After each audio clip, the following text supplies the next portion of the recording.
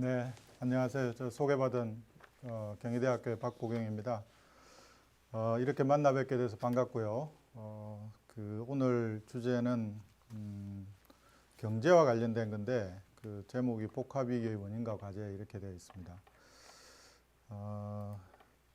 오늘 얘기할 것은 복합위기의 징후들, 어떤 징후들 때문에 우리가 걱정을 하고 있는지, 그다음 그런 일들이 왜 벌어졌는지, 그다음 앞으로 어떤 위험 요인들이 도사리고 있는지, 그리고 이런 요인들에 대응하기 위해서 정부는 어떤 정책을 펴야 되는지, 그리고 어디에 유의해야 되는지 이런 얘기를 하려고 합니다. 제가 맨 처음에 이 강의를 준비를 하면서 지금 이게 제목이 복합위기라고 되어 있는데 가만히 생각해 보니까 저처럼 이제 늘 경제 지표를 보고 분석을 하고 이런 분들 말고 보통의 사람들에게 있어서 복합위기라고 그러면 잘 안 와닿을 것 같아요. 지금이 무슨 위기야, 안 와닿을 것 같아요. 왜냐하면은 보통 위기라고 그러면은 뭐 실업자도 많이 생기고 살기가 힘들고 막 이래야 되는데 지금 사실 우리나라 지금 실업률이 2.5%밖에 안 돼요.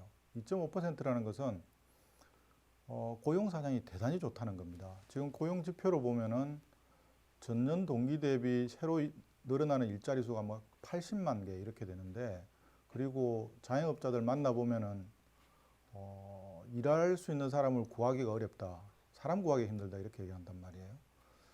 그런데 왜 위기라는 얘기를 자꾸 쓸까? 체감할 때는 전혀 그 위기 상황이 아닌 것 같은데 왜 위기라고 할까? 그래서 그런 의문이 딱 들 것 같아요. 근데 제가 지금 한마디로 정리를 한다면 지금이 위기 상황이 아니라 위기가 올 수도 있는 대단히 위태로운 상황이다, 이렇게 얘기를 해야 될 것 같습니다. 지금 위기 상황이라는 뜻이 아니라 대단히 위태로운 상황이다.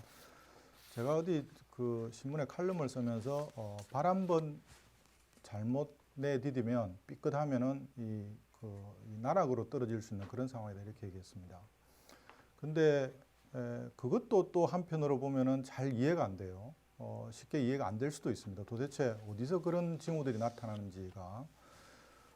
그게 크게 보면 사실은 실물 부분보다는, 실물이라는 것은 우리가 뭐 소비하고 고용하고 생산하고 이런 걸 말하는데, 그것보다는 문제는 금융에 있습니다. 금융 부분이 대단히 위태로운 상황입니다. 여러분들이 이제 일반인들이 느끼기에는 첫 번째는 주가가 왜 이렇게 많이 떨어져?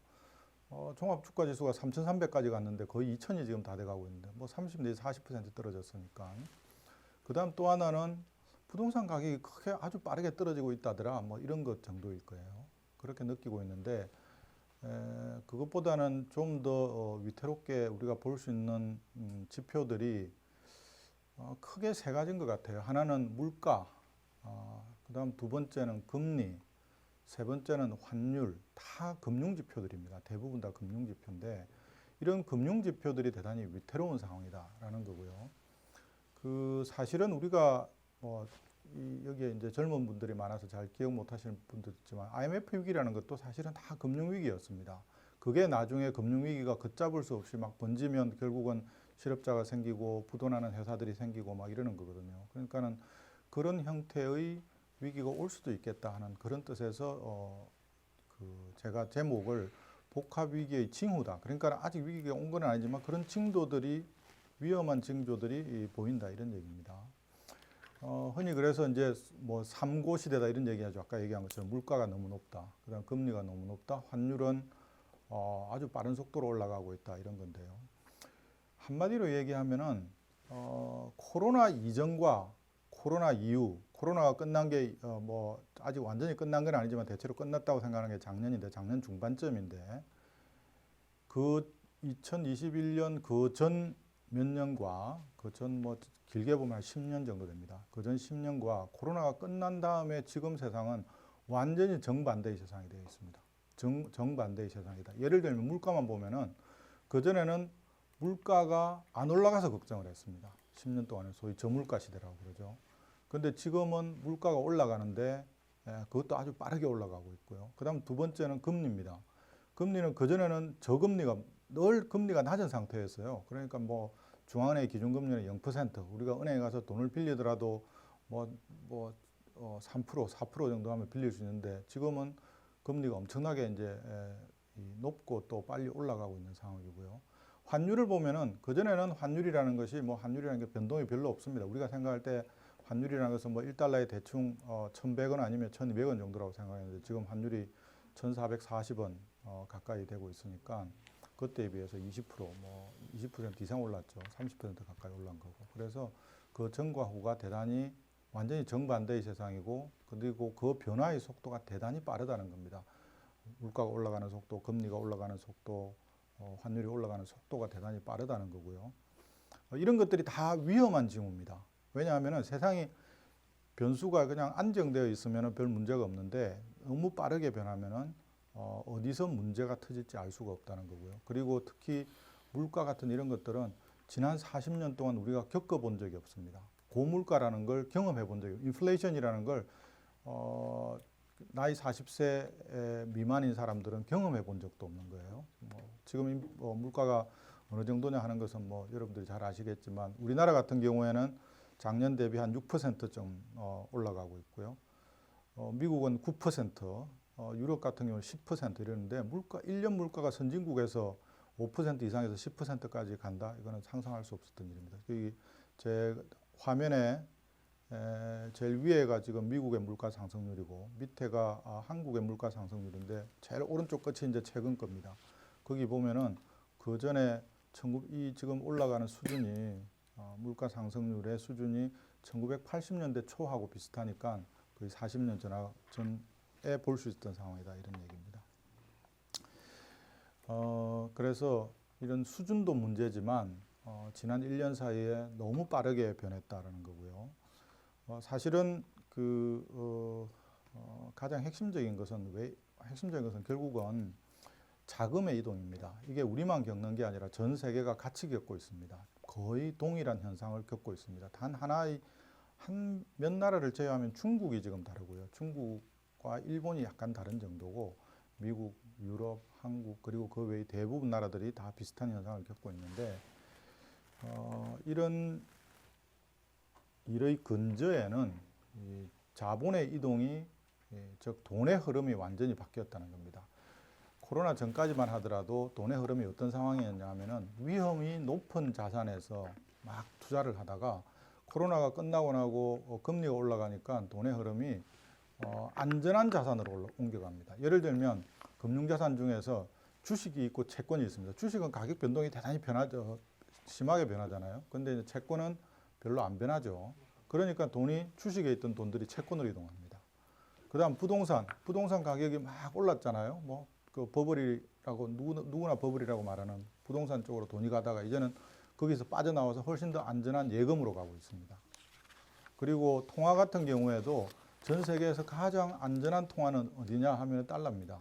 그러니까 과거에는 한국의 원화라든지 일본의 엔화라든지 아니면은 동남아에 있는 나라의 화폐라든지 이런 데 투자를 하다가 그 돈이 다 빠져나와서 모두 가장 안전한 곳으로 미국으로 가고 있습니다. 그러니까 달러 가치가 높아지는 거죠. 그러니까 한마디로 얘기하면은 왜 그러면은 위험이 있고 불안한 곳에 있는 자금이 다 더 안전한 곳으로 이동하느냐? 모든 사람이 불안하게 느끼기 때문입니다. 금융시장에 있는 모든 사람이 앞으로 무슨 일이 도대체 벌어질지 모르니까 제일 안전한 곳으로 자금을 다 이동시키고 있는 겁니다. 그래서 환율도 올라가고 금리도 올라가고 금리가 올라간다는 건 채권 가격이 올라간다는 겁니다. 채권 가격이 떨어진다는 채권 가격이 떨어지고 금리는 올라가고 이러고 있는 겁니다. 그리고 우리나라 같은 경우에 특히 이제 좀 한국의 위험 정도가 다른 나라에 비해서 어느 정도냐 이렇게 생각을 해보면 환율 하나만 보면은 지난 8월과 9월 2달 사이에 우리나라 원화가 약 10% 정도 환율이 올라갔어요. 근데 다른 나라의 통화의 평균 상승률이 6%인데 우리는 10%가 넘어서니까 다른 나라 올라가는 것보다 더 빨리 올라갔다는 얘기입니다. 그 얘기는 뭐냐 하면은 원화 가치가 그만큼 10% 떨어졌다는 뜻이니까 우리나라에 대한 신뢰 혹은 한국 경제에 대한 안정에 대한 세상의 평가가 훨씬 더 다른 평균에 비해서 더 불안한 거 아니냐라고 이제 평가하고 있다고 이제 얘기할 수 있습니다. 그럼 이 원인을 한번 좀 간단히 설명을 해보면 뭐 여러분들이 많이 들었을 수도 있을 것 같은데 왜 갑자기 물가가 이렇게 올랐느냐? 물가가 오른 가장 큰 이유는 코로나 때 그리고 코로나 그 이전부터 사실은 돈들을 엄청나게 풀었습니다. 중앙은행들이. 돈은 그러면 왜 풀었느냐? 코로나 때문에 이제 경제가 완전히 스탑이 된 거죠. 경제가 스탑이 되니까 기업들이 망할 것 같고 우리가 한 2년 전을 되돌이켜 보면 알 수 있죠. 뭐 모든 비행기는 서고 공장이 멈추고 저 회사에 출근을 안 하고 그러니까 생산이 완전히 스탑이 되니까 기업들이 다 망할 것 같으니까 이 코로나를 잘 넘기면 되는데 망하게 해서는 안 되겠다고 해서 돈을 막 풀어서 어떻게든 살려놨습니다. 그게 이제 소위 우리가 유동성이 많이 공급됐다고 그러는데 돈을 엄청나게 풀었습니다. 그 다음 두 번째는 그 전부터 금리를 아주 낮게 유지했습니다. 금리를 뭐 중앙은행 금리라는 것이 0%, 유럽 같은 데서 0%, 그리고 다른 나라도 대부분 금리가 1%, 2% 이렇게 아주 장기간 동안 저금리를 유지했었습니다. 이제 그러니까 이 풀렸던 돈들이 경제가 이제 코로나가 끝나고 나서 정상화되니까 그 돈이 돌기 시작합니다. 돌기 시작하면 이제 물가 상승을 일으키는 거죠. 이게 경제가 침체되어 있을 때는 돈을 아무리 풀어도 물가가 올라가질 않습니다. 그렇지만 돈이 많이 풀린 상태에서 갑자기 경제 활동이 활성화되면 그 돈들도 같이 돌기 시작하면서 물가가 올라가기 시작합니다. 그 다음은 돈이 많이 풀려가지고 코로나 시기에 이 소위 버블이 여러 곳에서 형성됩니다. 가장 대표적인 것이 부동산 가격이 올랐는데 우리나라도 부동산 가격이 지난 4, 5년 동안에 한 40% 올랐다고 뭐 공식 지표는 아니지만 여러 다양한 통계가 있지만 뭐 30, 40% 올랐다고 주장하는 사람들이 있는데 다른 나라들도 다 마찬가지입니다. 대부분의 나라도 이 오른쪽 그래프 아래 오른쪽 그래프에 보시면 다른 나라의 주택 가격 상승도 지난 한 3, 4년 사이에 대부분 30% 내외 40% 올랐습니다. 뭐 호주, 뉴질랜드, 미국, 영국 할 것 없이요. 대부분 다 올랐다. 그거 다 돈이 많이 풀려서 그렇습니다. 그 다음은 주가도 뭐 우리 기준으로 하면 종합 주가 지수 한 2,000에서 3,300까지 그러니까 뭐 50% 가까이 올랐던 거죠. 그리고 비트코인이다 무슨 뭐 암호화폐다 해가지고 온갖 종류의 자산들의 버블들이 막 생긴 겁니다. 그러니까 한마디로 얘기하면은 지난 코로나 시기에 2년 정도는 거품이 형성된 시기다. 그 거품도 엄청난 규모의 거품입니다. 거품이라는 것이 거품이라는 것이 보면은 자본주의 역사에서 주기적으로 발생합니다. 뭐 짧게는 한 10년 단위로 최근에는 이제 그 거품이 형성되는 기간이 점점 짧아진다고 주장하는 사람들도 많습니다. 그래서 그런 거품이 이제 끼었다가 이제는 거품이 꺼지고 있는 시기입니다. 이 거품이 꺼질 때 대단히 유의해야 됩니다.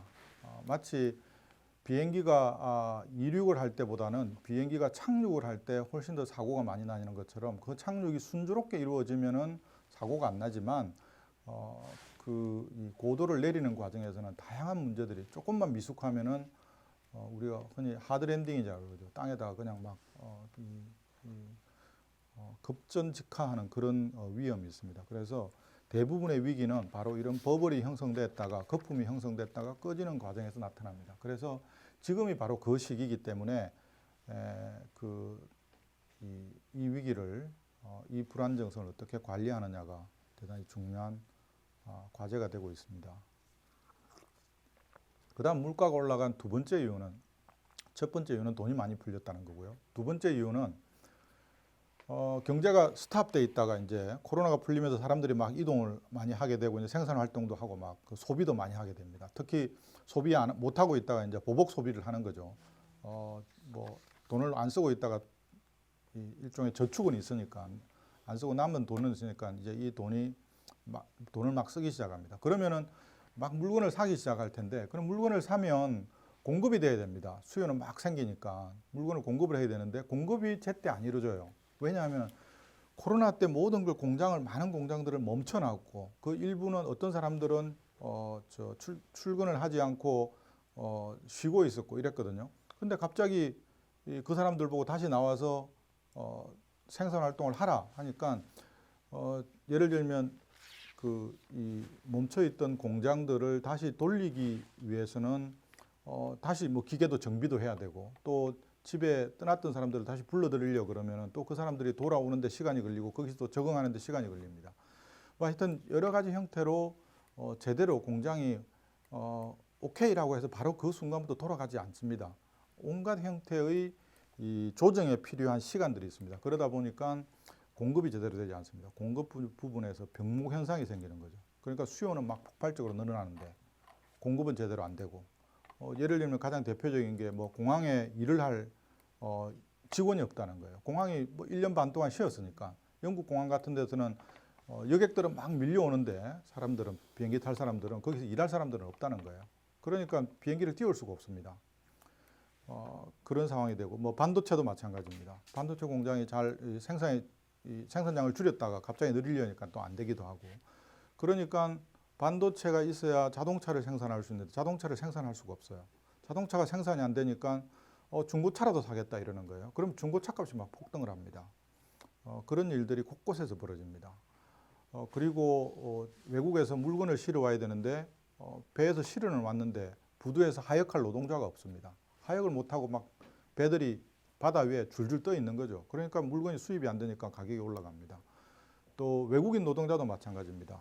지난 2, 3년 동안 외국인 근로자가 제대로 이제 입국이 안 된 거죠. 그러니까 이 생산할 수 있는 노동력이 다 부족한 겁니다. 농촌도 마찬가지고 중소기업도 마찬가지고.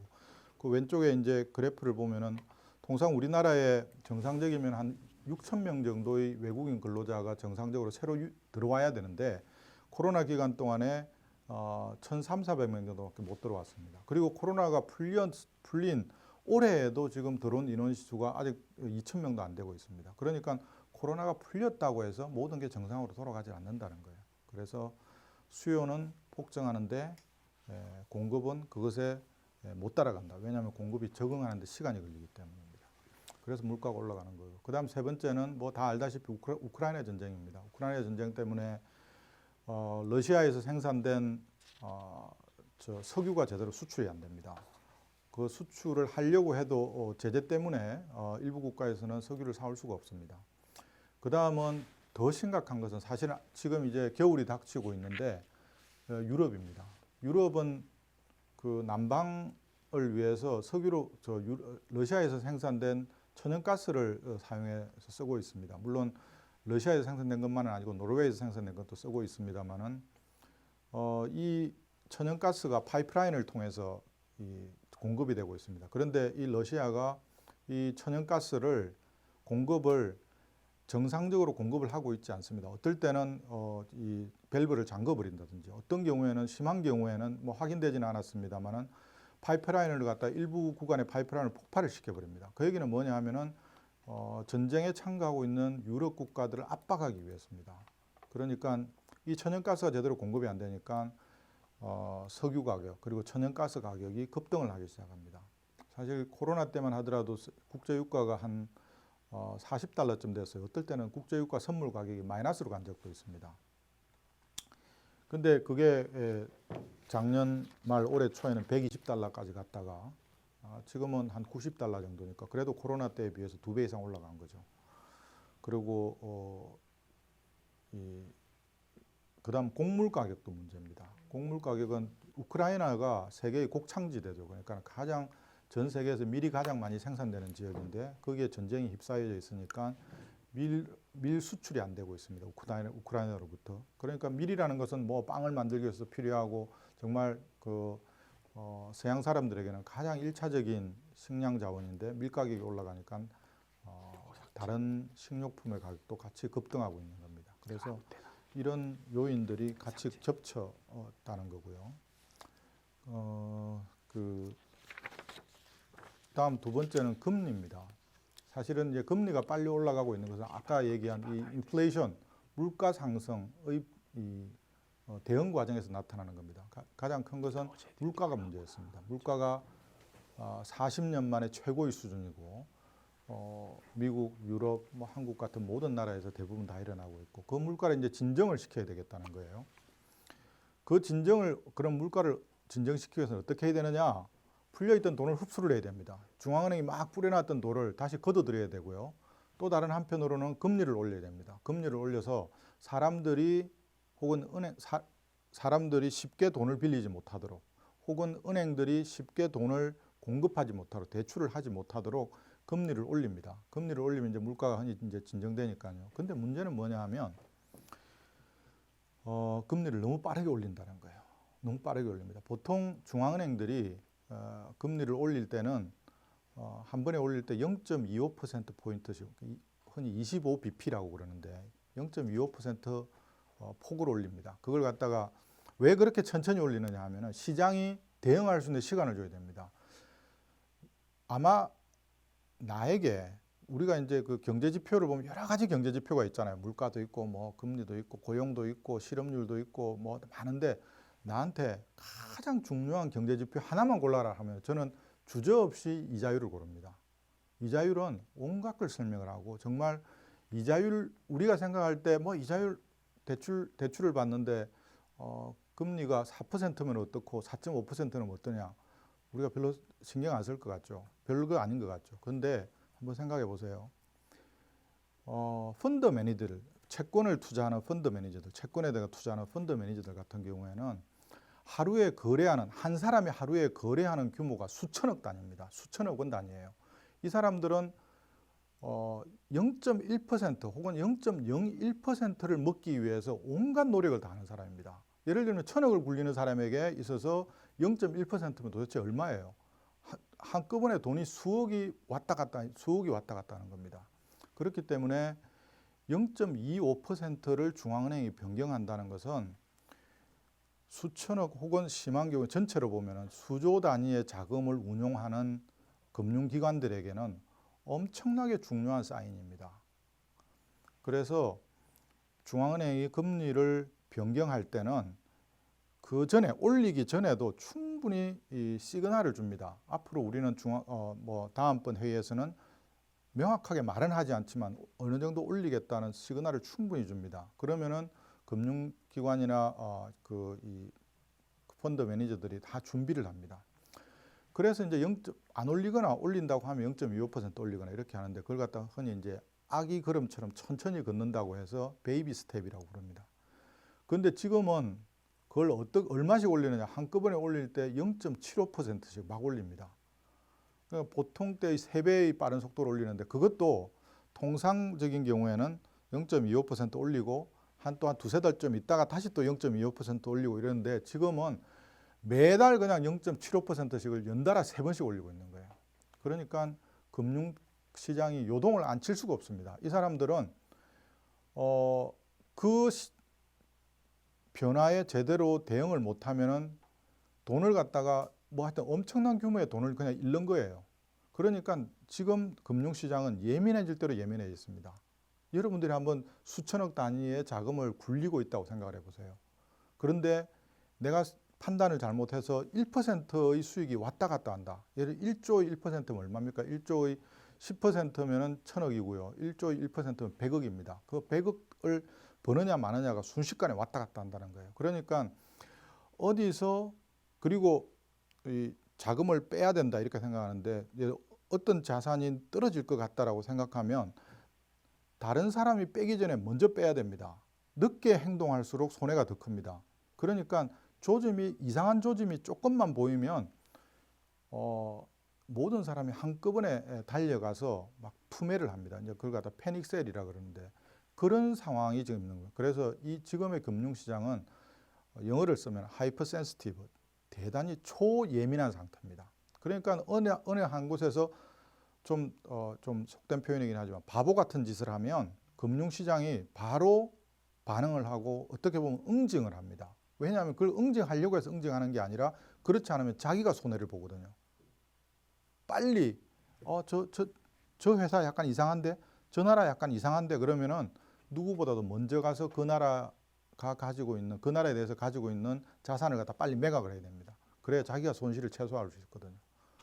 그거는 좀 이따 제가 영국 사례를 가지고 얘기하도록 하겠습니다. 어쨌든 지금 이렇게 물가 때문에 엄청나게 빠른 속도로 금리를 올리고 있다는 거고요. 그 다음은 금리를 왜 이렇게 빨리 올리느냐. 물론 물가가 빠르게 증가하니까 금리를 빨리 올리기도 하지만 다른 한편으로는 미국을 비롯한 중앙은행들이 판단 미스가 있었습니다. 어떤 판단 미스냐면은 작년에 작년에 물가가 이제 코로나가 끝나고 그래서 조금 올라가기 시작했는데 미국의 중앙은행들이 이 물가 상승은 일시적인 물가 상승이라고 생각했어요. 잠깐 오르다 말 거야 라고 생각했어요. 그래서 금리를 안 올렸습니다. 물가가 올라가고 있는 게 보였음에도 불구하고 안 올렸어요. 근데 봤더니 이 물가가 잠깐 올라가는 게 아니라 계속 올라가고 있고요. 속도도 점점 빨라집니다. 맨 처음에는 물가 상승률이 5%였어요. 그 다음 6%, 7%, 결국 9%까지 갔어요. 그때서야 그 미국의 중앙은행인 우리가 흔히 페드라고 부르죠. 연준이라고 부르는데 연준에서 반응을 하기 시작했어요. 그래서 그러니까 그 전까지 못 올렸던 것까지 합해서 아주 빠르게 올리고 있는 거죠. 그래서 이게 지금 대단히 불확실성을 높이고 있다 이런 얘기입니다. 우리도 이제 같이 올리고 있습니다. 우리도 금리 같이 올리고 있어요. 우리는 왜 같이 올려야 되느냐? 첫 번째 물론 우리도 지금 물가가 높기 때문에 금리를 올려야 되고요. 물가를 잡아야 되기 때문에. 그다음 두 번째는 미국 올리는 것만큼 비례해서 같이 올리지 않으면 무슨 일이 발생하느냐 하면은 자금이 빠져나갈 가능성이 있습니다. 왜냐하면 자금이라는 것은 금리 높은 데로 옮겨가는 거거든요. 그러니까 미국의 한국 금리보다 미국 금리가 더 높다고 하면 한국에 있던 자금들이 미국으로 빠져나가는 겁니다. 그러면은 어떻게 되느냐면 자금이 빠져나가고 한국에 있는 주식이나 채권을 팔고 달러를 사게 된단 말이에요. 그럼 달러 가격이 올라가고 원화의 가격은 내려가고 즉 환율이 또 급등할 수 있습니다. 하여튼 이런 것들을 막기 위해서 한국도 같이 올리고 있습니다. 그다음 두 번째는 이제 환율인데 환율도 지금 이제 뭐 1,100원이었다가 1,440원 이것도 2008년에 이 소위 글로벌 금융위기라고 전 세계 금융위기가 있었는데 그때 우리도 같이 금융위기를 겪었죠. 그러니까 지금도 14년 전입니다. 14년 전에 올라갔던 수준만큼 거의 비슷한 수준으로 지금 올라가 있습니다. 즉 2008년 우리가 금융위기를 겪었을 때의 수준만큼 비슷한 수준으로 지금 환율이 1,440원까지 올라가 있어요. 그런데 환율이라는 게 뭐냐면은 환율이라는 게 아주 쉽게 얘기하면은 그 나라 돈의 가치지만 다른 한편으로는 그 나라의 경제의 건전성을 나타내는 지표입니다. 국제시장에서, 국제금융시장에서 저 나라의 경제가 어느 정도 건전하고 건강한지를 나타내는 하나의 지표를 골라라 그러면 그런 환율입니다. 즉 환율이 올라갔다는 얘기는 한국 경제의 건전성에 대한 그 신뢰가 상당히 약해졌다는 거예요. 그건 아까 얘기한 것처럼 그 금리 때문에 효과도 있고 미국이 금리를 많이 올렸 효과도 있고 그다음 두 번째는 한국보다는 미국 경제가 훨씬 튼튼하잖아요. 망하더라도 뭐 미국이 아마 제일 마지막에 망할 나라일 거예요. 그러다 보니까 안전자산으로 옮겨간 거예요. 한국이 아닌 달러라는 안전자산으로 옮겨간 거. 그걸 갖다 이제 흔히 위험 프리미엄이라 그럽니다. 위험 프리미엄 때문에 지금 올라간 것도 있고. 그다음 세 번째는 우리나라가 사실은 이 무역 수지, 그러니까 수출에서 수입을 뺀 것, 그걸 갖다 무역 수지 혹은 좀 더 넓게 보면 경상수지라고 그러는데. 경상수지를 우리가 지난 20년 동안 늘 흑자를 유지했어요. 늘 수출이 많았습니다. 일부 시기를 한두 해를 빼놓고는 지난 20년 사이에 늘 흑자가 많았어요. 그런데 지금 올해의 특징은 뭐냐면 이 무역 수지가 계속 적자를 보이고 있습니다. 즉 수출하는 것보다 수입이 더 많은 겁니다. 그 얘기는 뭐냐 하면은 벌어들어오는 무역을 통해서 벌어들어오는 달러보다 빠져나가는 달러가 더 많다는 거예요. 그러니까 이 환율이 우리나라 돈의 가치가 떨어지는 거예요. 그럼 이 무역 수지는 왜 적자가 됐느냐? 가장 큰 이유는 우리나라 수입 중에서 제일 큰 비중을 차지하는 게 그 에너지입니다. 석유, LNG, 석유와 가스 그리고 석탄 이 셋만 하더라도 우리나라 전체 수입의 한 20%쯤 됩니다. 이 가격들이 다 오른 거단 말이에요. 2배 이상씩 막 오르니까 수입이 폭증을 한 겁니다. 수입이 늘어나서 우리나라 올해 무역 수지 적자 원인의 약 80%는 에너지 가격이 올라가서 그렇습니다. 그 나머지 한 20%는 왜 그러느냐? 중국에 대한 수출이 안 되고 있어요. 중국이 경기가 너무 나쁩니다. 아까 제가 전 세계가 인플레이션이고 일종의 경기 과열이라 그랬는데 그 예외가 딱 중국이라 그랬는데 중국이 지금 그래요. 중국이 경기가 아주 안 좋습니다. 중국이 경기를 안 좋은 가장 큰 원인은 코로나 통제 때문에 그렇습니다. 중국은 자신들이 코로나를 통제하는 데 가장 성공했다는 걸 보여주기 위해서 소위 이 제로 코로나 정책을 씁니다. 아직도 봉쇄를 하고 있어요. 일부 그 도시에 대해서 코로나가 발생하는 지역에 대해서 봉쇄를 해야 됩니다. 예를 들면 상하이도 봉쇄를 했다가요. 북경도 봉쇄를 했습니다. 그러니까 이동을 완전히 제한을 하는 거예요. 그러면 경제 활동이 제대로 이루어질 리가 없죠. 그리고 중국은 부동산 버블이 지금 급속히 냉각되면서 부동산 회사들이 막 망하고 있습니다. 그러니까는 부동산 버블의 붕괴 그리고 코로나의 통제 이것 때문에 중국 경기가 워낙 안 좋으니까 우리나라의 대중 수출도 지금 전년 대비 마이너스가 됐고요. 우리가 중국에 대해서 계속 대규모 무역 흑자를 누렸는데 그게 최근에는 적자로 반전됐습니다. 그래서 이런 요인들 때문에 그 환율도 올라가고 있다라는 거고요. 그다음 세 번째는 그러면은 어떤 요인들이 있느냐, 어떤 위험 요인들이 있느냐, 앞으로 어떤 일이 벌어질 수 있느냐 알 수가 없습니다. 사실 무슨 일이 벌어질 수 있는지 어떤 형태로 위기가 나타날지는 알 수가 없어요. 뭐 위기가 안 오고 흔히 소프트 랜딩이라고 그러죠. 지금 하강기를 아주 스무스하게 착륙을 해서 이 위기를 지나갈 수도 있습니다. 그렇지만 그 확률은 제가 볼 때 별로 높지 않습니다. 그러니까 단순하게 얘기를 하면은 아까 다시 얘기했지만 우리로 따지면 이제 부동산을 기준으로 따지면 이 부동산 2016년부터 오르기 시작해서 2022년 초까지 올랐으니까 약 6년 동안 부동산이 올랐어요. 40% 평균으로 40% 올랐다고 하면 그 버블이 거품이 엄청나게 쌓여 있습니다. 거품이 엄청나게 쌓여 있어요. 그 거품이 지금 꺼지고 있는 동안이다 그래요. 이 거품이 지금 꺼지고 있는데 이 거품이 꺼지는 과정에서 다양한 위기가 발생할 수 있다는 겁니다. 그런데 그 위기가 어떤 형태? 그 거품은 우리만 있는 게 아니라 아까 제가 얘기했죠. 전 세계에서 다 이 부동산 버블이 있었다고요. 전 세계적으로. 그리고 뭐 제가 생각할 때 비트코인 같은 암호자산, 암호화폐에 대한 투기 이것도 전형적인 버블입니다. 어떤 사람들은 뭐 그것은 블록체인에 의해서 새로운 기술이 발병된 거고 앞으로 미래의 화폐가 될 수 있는 거고 막 그렇게 얘기를 하지만 사실은 냉정하게 보면 버블입니다. 우리가 이게 버블이라고 하면은 이제 일종의 비이성적으로 모든 사람들이 집단적인 체면에 빠지는 겁니다. 집단적인 체면에 빠지는 거예요. 예를 들면 우리 정부가 지난 그 문재인 정부 때 집값 못 잡는다고 엄청나게 욕들었고 사실은 이 정권 교체의 빌미가 된 것도 집값 상승 때문에 그런데 그때 많은 사람들이 집값 왜 못 잡느냐, 집값 상승이 왜 나타나냐 그렇게 많은 사람들이 공급이 부족해서 그랬다고 그랬어요. 왜 공급을 안 늘리고 계속 수요를 억제하려고 하느냐, 세금 때려가지고 집 지을 생각을 해야지. 그러니까 시장 원리를 제대로 알지도 못하면서 그 시장 원리를 갖다가 어긋나는 행동을 하니까 그리고 집 사는 사람들을 갖다가 투기꾼으로 규정을 해서 뭐 죄악시하고 그런 것들 때문에 집값이 올랐다 이렇게 하는데 저는 그 전혀 동의하지 않습니다. 왜 동의하지 않느냐? 그러면 지금 집값이 떨어지는데 그 사이에 지난 서너 달 사이에 집의 공급량이 엄청나게 늘어서 집값이 떨어지고 있습니까? 전혀 그렇지 않습니다.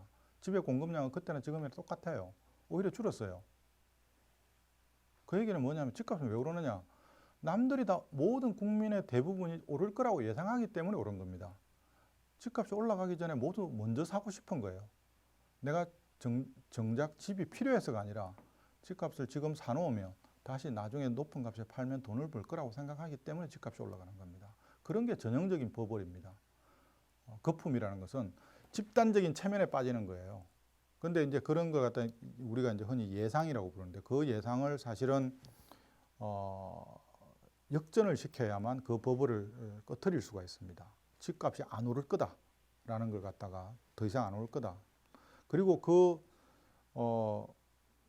이 예상을 실현시켜 주는 게 뭐냐면 집값이 오를 것 같아요. 그럼 나도 집을 사고 싶단 말이에요. 집을 사려면 뭐가 필요하냐? 돈이 있어야 되고 현금은 없고 그러면 은행에서 빌려야 됩니다. 그러면 은행에서 계속 싼 값에 자금을 계속 빌려줄 수 있어야 빌려주면 그걸 가지고 이제 불쏘시개가 되어서 실제로 이제 집을 사는 거예요. 그런데 올라갈 것 같아도 은행에서 돈을 못 빌리거나 아니면 빌리더라도 금리가 대단히 높아서 집값 올라가는 것보다 금리 갚는 게 더 힘들겠다라고 생각하면 더 이상 안 불립니다. 그래서 사실은 작년 한 하반기군요. 작년 하반기부터 대출 규제를 했습니다. 그러니까 도저히 집값을 이 집단적 이 체면을 전환시킬 수 있는 방법이 없으니까 아무리 정부가 앞으로 계속 공급을 더 하겠다고 해도 계속 사고 있단 말이에요. 그러니까 그걸 반전시킬 수 있는 하나의 방법은 돈 빌리는 걸 어렵게 해야 되겠다 해서 아예 대출 규제를 시작을 합니다. 대출 규제를. 그래서 그러니까 야당에서는 뭐라 그러냐 하면은 청년들이 자기 집 마련하기 위해서 돈 빌려서 집 살려고 하는데 왜 그 사람들 실수요자들에게 돈을 안 빌려주냐 이렇게 얘기했어요. 그러면 정부에서 그걸 몰라서 그러겠습니까? 저 돈 빌리고 싶은 거 다 알고 집 사고 싶은 거 다 압니다. 그렇지만 그렇게 해서 집값이 올라가는 것보다는 집값을 잡는 것이 청년들에게 훨씬 더 청년의 미래에 대해서 미래를 위해서 바람직하다고 생각하기 때문에 무리했지만 대출을 갖다가 엄격하게 규제를 한 겁니다. 그때부터 집값이 떨어지기 시작합니다. 대출이 안 되니까 집을 살 수가 없는 거죠. 그러니까 윤석열 정부가 새로 들어와 가지고 한 첫 번째 조치가 뭐냐 하면은 이런 거였습니다.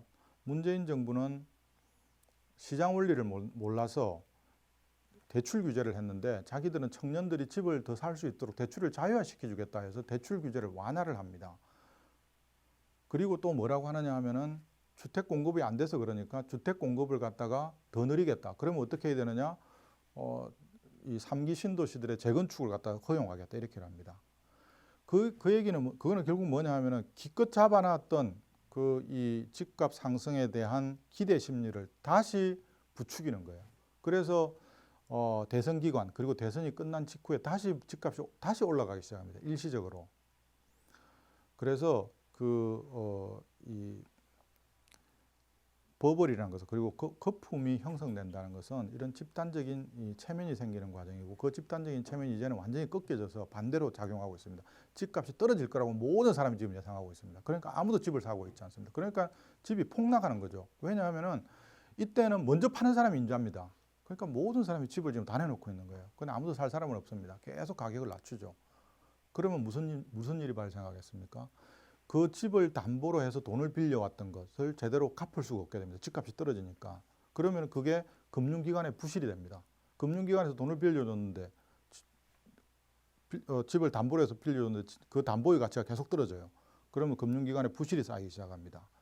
다행히 우리 은행권들은 그러니까 우리 소위 1금융권이라고 하는 무슨 은행 주요 메이저 은행들은 이 위험들을 잘 알고 있어서 아주 단속을 잘했습니다. 그리고 사실은 은행들이 그 사이에 돈을 워낙 많이 벌어서 소위 위기를 대비해서 쌓아놓은 돈들이 대손 충당금이라고 그러는데 그게 충분히 있어서 그 은행들은 괜찮아요. 근데 그게 아니라 저축은행 그리고 캐피탈 혹은 증권사 이런 은행 이런 금융기관들은 일반 은행보다 훨씬 더 공격적인 대출을 했습니다. 부동산 시장에다가 소위 PF 부동산 프로젝트 파이낸싱이라고 해서 공격적이고 위험한 대출을 했습니다. 그리고 대손 충당금을 충분히 쌓아놓고 있지 않습니다. 지금 이게 문제가 되는 거예요. 여기에서 이 부동산 에서 가치가 떨어질 뿐만 아니라 공급하려고 했던 이 부동산들이 분양이 되질 않습니다.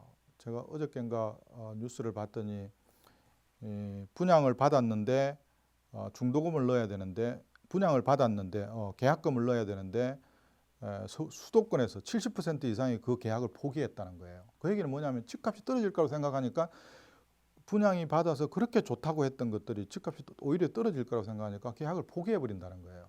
그러면 어떤 일이 발생하겠어요?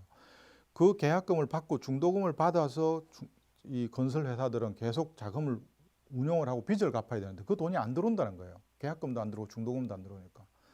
그러니까는 이제 이 건설사 혹은 그 건설회사에 돈을 빌려줬던 저축은행 혹은 캐피탈사 이런 것들이 자금난에 이제 휩싸인 거죠. 자금난에 휩싸입니다. 그러면은 이 사람들은 어떻게든 어디서 돈을 좀 땡겨와야 됩니다.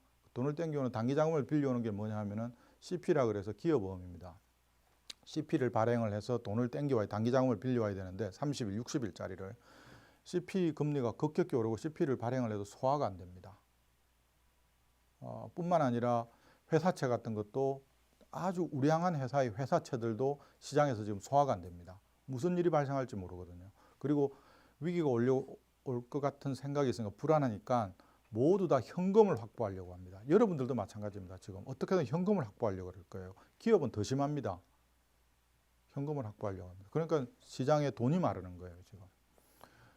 그러니까 자금 조달이 안 되고, 그래서 이제 최근에 나타난 게 흔히 여러분들 무슨 김진태 사건이라고 들어봤을 겁니다. 그 춘천에 있는 레고랜드에 대해서 그 강원개발공사가 대출을 해줬고, 그 대출에 대해서 강원도가 보증을 서줬는데 김진태 씨가 그 보증을 갖다 계속 갱신할 수 없다 이렇게 얘기한 거죠. 사실 이제 강원개발공사를 갖다 회생 절차에 들어가도록 하겠다라고 했는데 그게 엄청난 파장을 일으켰습니다. 왜냐하면은 정부라는 것이 가장 믿을 만한 주체인데 뭐 중앙정부든 지방정부든 저 지방정부가 보증까지 쓴 채권까지 저렇게 부실화되고 못 받을 수 있으니 이 지금 자금시장이 얼마나 불안한지를 이 시장 사람들이 다 알게 된 거죠. 그래서 앞으로 도대체 무슨 일이 벌어질지 모르겠다. 그래서 빌려줬던 거 빨리 회수하려고 그러고 그리고 어떻게든 자금을 확보하려고 하고 그러니까 시장 금리가 계속 올라갑니다. 단기 시장 금리가 아주 급격하게 오른다는 거. 그래서 모든 사람들이 저도 오늘도 이제 그 금융시장에 있는 사람들하고 여러 명 만나서 얘기를 했는데 지금 어떻게 될 것 같으냐 하니까 정말 다들 그럽니다. 무슨 일이 벌어질지 알 수가 없는 상황이다. 정말 바보 같은 짓을 하면 안 된다라는 거예요. 누구든지 예를 들면 이 김진태 강원지사 같은 그런 이 상황이 아주 아까 제가 예민하다 그랬죠. 이렇게 예민한 시점에 전혀 예상하지 못했던 지방정부가 전혀 예상하지 못했던 그런 행동을 한번 해버리면 자금시장 전체가 흔들립니다. 이거 겨우겨우 어떻게 지금 살얼음판을 걷듯이 지금 걷고 있는데 그리고 그런 일이 발생하면 중앙정부가 미리 선제적인 대응을 하고 혹은 경고를 하고 대응책을 세우고 해야 되는데 강원도가 그런 일이 발생해서 이미 시장에서는 대단히 불안하다는 사실이 알려진 게 지금 2주 내지 3주가 지났는데 정부는 아무 대응을 하지 않았어요. 아무 대응을 하지 않았습니다. 그런데 최근에 이제 그제 사이에 그게 심각한 문제가 되니까 그때서야 나서서 이제 채권 안정 자금을 갖다가 마련해서 20조인가를 마련해서 시장에 갖다가 풀겠다 이러는데 그걸로도 지금 충분히 불안이 지금 가시질 않고 있습니다. 그래서 처음 얘기했던 것처럼 우리가 고용이나 뭐 이런 걸 보면은 아무 문제가 없는 것 같지만 약간 전문적인 영역인 금융시장으로 들어가게 되면 마치 살얼음판을 걷고 있는 것 같은 그런 위험한 상황이다. 그러면은 어떤 일이 발생할 수 있느냐 하면 금융기관들이 부실화되고 그게 이제 메이저 은행이 아니라 아까 얘기한 뭐 그 제2금융권이라든지 그 일부가 부실화되고 그게 건설회사의 부실로 이어지고 그게 급격히 경기 위축을 가지고 오고 실업을 확대를 가지고 하면 소위 이제 불황이 되는 거죠. 그래서 금융의 위기가 그다음 나타나는 것은 이제 실물 부분의 침체로 나타나지 않을까, 심각한 침체로 나타나지 않을까, 이제 그게 걱정입니다. 사실은 내년이 되면은 올해보다는 경기가 나빠질 거라는 것은 둔화될 거라는 것은 거의 일관된 전망입니다. 그건 왜냐하면은 중앙은행 기준금리로 봤을 때 예를 들면 0.5%점이었던 금리를 지금 거의 3 내지 4% 수준까지 올라놨으니 금리가 높다는 것은 결국은 기업들이 자금을 조달하는 비용이 높아진다는 거고 또 한편으로는 시장에 이 자금이 마르니까 비용도 높아질 뿐만 아니라 자금을 차입하기도 어렵다는 얘기입니다. 그러니까 결국 기업들이 투자를 하기가 어렵다는 얘기죠. 그러니까는 기업의 투자가 줄어들면 당연히 경기는 나빠지는 거고요. 그것만 있으면 다행인데 그렇게 그 정도만 있으면 그냥 소프트 랜딩입니다. 그냥 투자가 부진해져서 경기가 조금 둔화됐구나. 그거는 소프트 랜딩인데 그거보다 더 심각한 건 아까 얘기한 것처럼 망하는 기업들이 나오고 부실화된 금융기관이 나오면 이건 하드 랜딩입니다. 그러니까 경착륙이 되는 거예요. 그 과정에서 결국은 경착륙이 되지 않도록 금융시장이 뭐랄까요, 위기 상황으로 빠지지 않도록 하는 것은 결국 정부의 능력입니다. 아주 섬세한 정책, 그리고 일관된 메시지, 그리고 이 위기 상황에 어울리는 정책, 그 어울리는 정책을 하지 않으면은 바로 이 시장으로부터 상당한 경고를 받을 수 있습니다. 뭐 다른 위기들은 가능성인데 그거는 이제 좀 이따 하고요. 영국 사례를 제가 얘기하겠습니다. 지금 영국에 그 전에 이제 보리스 존슨이라는 그 영국은 지금 보수당이 집권하고 있죠. 보수당이 집권을 하고 있는데 보리스 존슨이라는 그 총리가 코로나 대응 과정에서 거짓말을 하고 뭐 그 스캔들에 얽히고 이래서 물러났습니다. 그 다음 이제 등장한 사람이 리즈 트러스라고 하는 여자 총리가 40대 여자 그 총리가 새로운 총리가 됐는데 이 총리가 집권을 해서 처음 한 게 뭐냐 하면 감세하겠다는 거였습니다. 세금 깎아주겠다는 거였습니다. 세금을 어떻게 깎아주느냐? 법인세를 원래 올리게 돼 있었는데 법인세 올리는 거 안 올리겠다, 중지하겠다고 했고요. 그 다음은 최고소득세율, 그러니까 가장 고소득층에 대한 최고소득세율을 갖다 낮추겠다. 그 다음 부동산 취득세 낮추겠다 이렇게 했어요. 그렇게 해서 5년 동안 우리 돈으로 약 70조 정도의 세금을 깎아주겠다 이렇게 했습니다.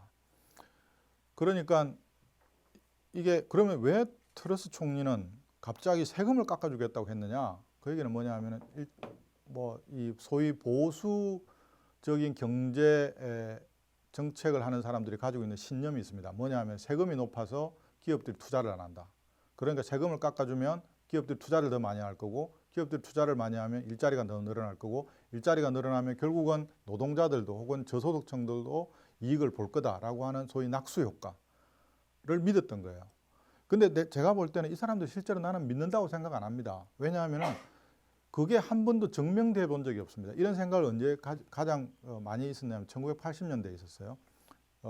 미국에서 로널드 레이건이 집권을 하고 있을 때, 그리고 영국에서는 대츠가 집권을 하고 있을 때 이런 믿음이 있습니다. 그걸 갖다 흔히 이 공급 중시 경제학이라고 그러는데 그렇게 했지만 실제로 일자리가 늘어나거나 경기가 좋아지지 않았습니다. 세수만 줄어들었어요. 근데 이 사람들은 정치적인 목적으로 그렇게 하는 겁니다. 왜냐하면 자신의 보수 지지층들을 결집하기 위해서 그런 정책을 쓰는 거예요. 이념적인 정책입니다. 제가 생각할 때는 이거는 전형적인 이념적인 정책입니다.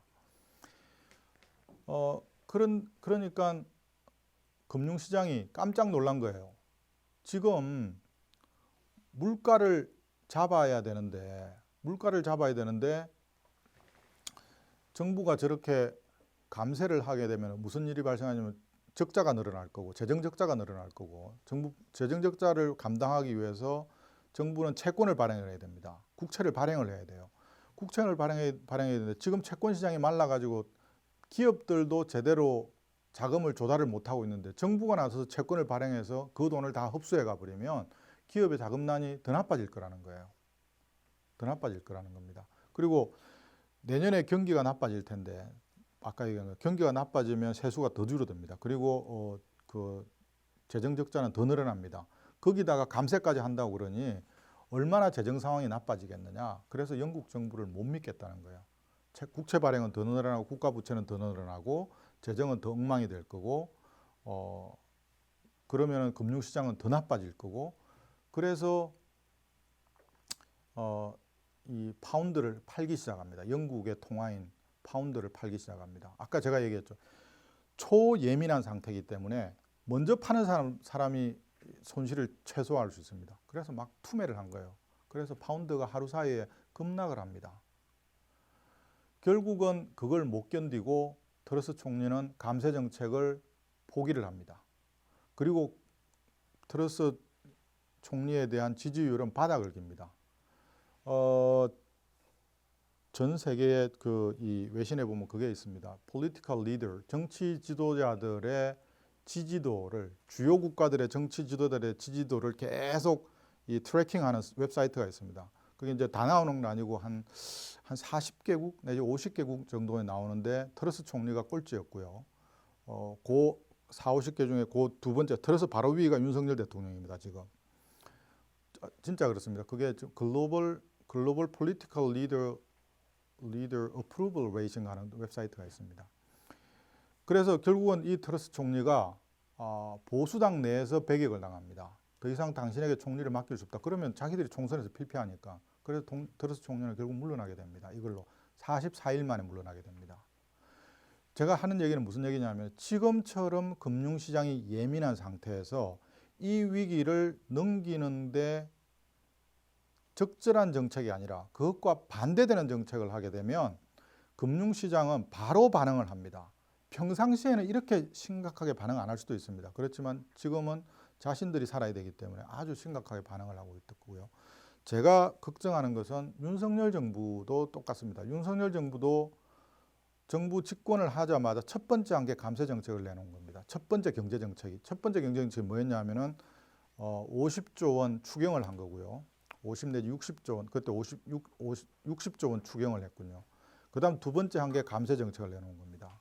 60조 원 추경을 할 때 많은 경제학자들이 비판을 했습니다. 뭐냐 하면은 지금 물가가 이렇게 올라가고 있는데 또 추경을 한다는 것은 정상적인 예산 외에 추가로 정부 지출을 더 늘린다는 거거든요. 그러면 이게 분명히 물가 압력을 더 높일 거다. 그래서 추경이라는 것이 이렇게 60조 원의 추경은 너무 과대한 거다. 보통 정부가 돈을 더 쓸 필요가 있으면 추경을 합니다.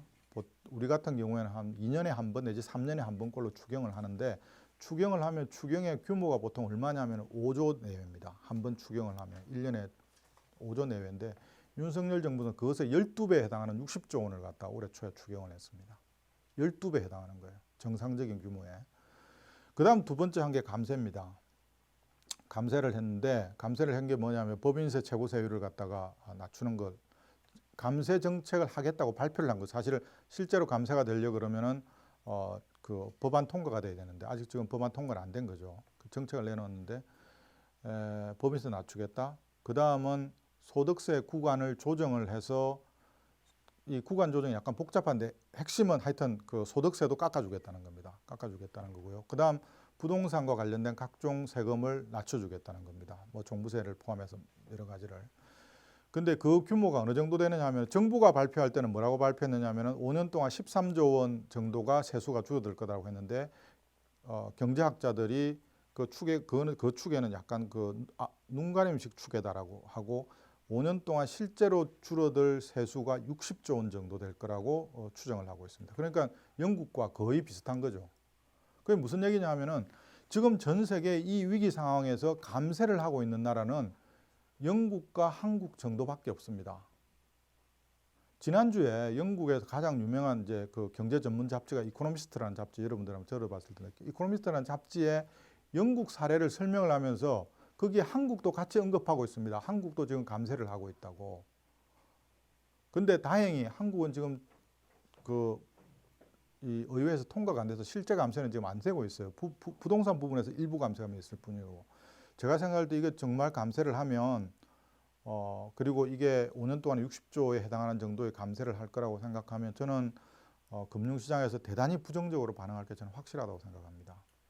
그러면 이런 그 위태로운 상황을 우리가 그 큰 피해를 입지 않고 뭐 사실은 경기가 나빠질 거는 불가피하지만 아까 얘기한 것처럼 경착륙을 하지 않고 좀 현명하게 대처하려면 어떻게 해야 되냐. 좀 그렇게 생각합니다. 첫 번째는 경제가 대단히 지금 엄중하고 위험한 상황이라는 것 같다. 정부나 국민이나 저는 다 경각심을 가져야 된다고 생각을 하고요. 특히 이 정부는 경제 안정에 특히 집중을 해야 됩니다. 그리고 위기의식을 가져야 된다. 저는 그렇게 생각을 하고요. 정말 면밀하게 시장을 모니터링해야 된다. 이게 중요하고. 그 다음 두 번째는 정부나 정책에 대한 신뢰도가 대단히 중요합니다. 예를 들면 정부가 무슨 발표를 했는데 이게 신뢰가 가질 않아요. 그러면은 한 번 신뢰가 무너지면은 어떤 형태의 정책을 계속 발표를 해도 효과를 잘 발휘를 안 됩니다. 예를 들면 아까 레고랜드 사태 얘기했지만 그렇게 해서 채권 시장이 대단히 불안하다. 자, 불안한 상황인데 정부는 어떻게 해서든 이 채권 시장을 안정시키겠다. 채권 시장에 자금을 넣어서 단기적으로 안정시키겠다. 근데 채권 거래자들이, 금융 거래자들이 그 정책을 신뢰를 한단 말이에요. 신뢰를 하면 앞으로 진짜 채권 그 금리가 내려가겠네. 그러면 자기들이 알아서 반응합니다. 내려갈 것 같으니까 자기들이 먼저 뭐 채권을 인수하기도 하고 할 텐데, 정부가 도저히 말하는 게 믿op지 않아요. 그러면 처음에는 약간 믿는 듯, 그러니까는 반응을 하는 듯 하다가 처음 있으면 정부 저렇게 해가지고 안 될 것 같은데 하면은 더 위기 상황으로 계속 시장이 악화되기 시작합니다.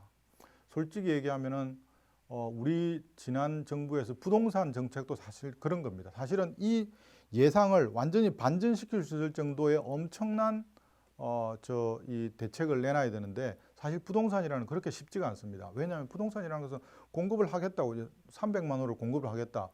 그게 실제로 단기간에 이루어지지도 않고 300만 호짜리를 할 수 있는 토지를 마련하기도 힘들단 말이에요. 그렇지만 금융시장은 그게 가능할 수도 있습니다. 예를 들면 우리가 코로나가 왔을 때도, 코로나 직후에 뭐 주가가 급락하고 그때도 환율이 급등하고 채권 가격이 채권 금리가 올라가고 그랬는데, 그때 이제 그 엄청난 규모의 그 유동성 공급 대책, 안정 대책을 발표해서 시장의 심리를 안정을 시켰습니다. 그런 것처럼 정부의 정책의 신뢰도, 이것이 정책의 효과에 결정적인 영향을 미칩니다. 그래서 정부는 절대 신뢰를 잃으면 안 됩니다. 근데 제가 뭐 약간 정치적인 발언 같기는 합니다만, 제가 정말 이번 정부의 신뢰도에 대해서 국민들이 상당히, 저는 이 경제 정책에 대한 신뢰도가 아니라 심지어는 대통령이 하는 발언에 대해서 신뢰하지 않는 경우가 너무 많잖아요. 너무 많다. 이런 것들은 이게 저는 정책의 신뢰도하고도 충분히 연관이 될 수 있을 거라고 생각을 합니다. 그래서 정부는 신뢰를 쌓는 일이 대단히 중요하다. 이런 것 중요하고요. 사실 이게 그 아까 금융에서도 전념이라는 말이 있지만, 이 전념이라는 것은 우리가 코로나에서도 가장 많이 썼던 단어잖아요. 전념을 막는 데 있어서 가장 중요한 것은 결국 신뢰입니다. 맨 처음에 코로나가 발발했을 때 약간 이야기가 다른 데로 샜습니다만은, 정부, 뭐 대통령을 비롯해서 정부에서 가장 중요시한 게 뭐냐 하면은, 코로나의 이 진행 상황에 대해서 가장 투명하게 발표해라. 이게 가장 중요하거든요. 그렇지 않으면 사람들이 못 믿기 시작하면 정부의 정책을 따르지 않습니다. 예를 들면 거리두기를 어떻게 하고 뭐 어떻게 하면은 이게 그 전염률이 떨어집니다. 그리고 그 감염자가 실제로 줄어듭니다. 혹은 뭐 줄어든 걸 억지로 늘어나고 있는데 줄어들었다고 하면 언젠가 뾰롱이 나기 때문에 그 다음부터는 정부가 이 행동 가이드라인을 내려도 따르질 않습니다. 당신들이 했는데 그거 따라봤자 결과가 안 좋잖아. 이렇게 하면은, 그런 것처럼 똑같습니다. 이 전염을 막으려고 그러면 이 정책의 일관성과 신뢰가 중요하다, 이런 얘기를 하고, 그다음 세 번째는 위기 상황에 맞는 정책을 해야 됩니다. 위기 상황에, 이게 지금 위기 상황이라고 하면 좋습니다. 뭐 예를 들면 보수가 집권을 해서 감세 정책이 필요하다, 뭐 그럴 수 있죠. 자기 지지자들을 위해서. 그렇지만 적어도 지금 시점에는 그런 정책이 대단히 위험하다는 거예요. 대단히 위험한 정책이고 정말 해서는 안 되는 정책이라고 저는 생각을 합니다.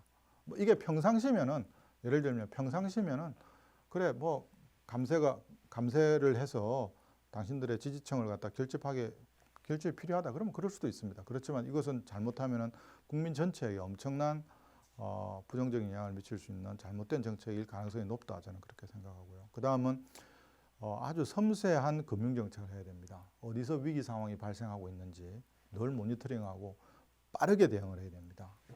뭐 충분히 레고랜드 사태는 제가 얘기했던 것 같고요. 그 다음은 예외적으로 지금 우리나라가 지금 경상수지, 무역수지가 지금 악화되고 있는데, 그 가장 큰 이유는 아까 얘기했다시피 화석연료의 가격이 올라가고 있습니다. 제가 생각할 때는 저는 이 기회를 이용해서 우리의 화석연료에 대한 소비를 줄여야 됩니다. 국민들에게 경각심을 주고요. 장기적으로 탄소 중립을 위해서도 필요하고 에너지 전환을 위해서도 필요하지만, 단기적으로 우리가 이 화석연료에 대한 소비를 계속 줄이는 것이 단기적으로도 이 위기를 극복하는 데 도움이 됩니다. 지금 유럽 같은 경우는 이 화석연료를 줄이기 위해서 엄청난 노력을 하고 있습니다. 소비를 줄이기 위해서. 예를 들면 뭐 집안의 그 난방 온도를 갖다 20도 이상 높이지 말아라. 그리고 뭐 샤워를 갖다 5분 안에 끝내라. 뭐 샤워를 며칠 만에 한 번씩 해라. 상상할 수 없는 일들이 지금 벌어지고 있습니다. 유럽에서는. 이 겨울을 넘겨야 되거든요. 가스가 끊어질 수 있습니다. 지금 유럽에. 그런 것처럼 우리는 그 정도는 아니지만 지금의 무역 수지 상황이 대단히 위태롭기 때문에, 그리고 장기적으로 우리가 탄소 중립으로 가기 위해서는 이런 화석 연료를 줄이기 위한 그런 노력들을 저는 많이 해야 된다고 생각을 하고 있습니다. 나머지 뭐 금융 시스템에 대한 모니터링과 적기 대응 이런 것은 설명을 했기 때문에 설명은 이 정도로 마치고, 여러분들 뭐 궁금한 점이 있으면 자유롭게 질문해 주시면 그 질문에 대해서 제가 답을 하도록 하겠습니다.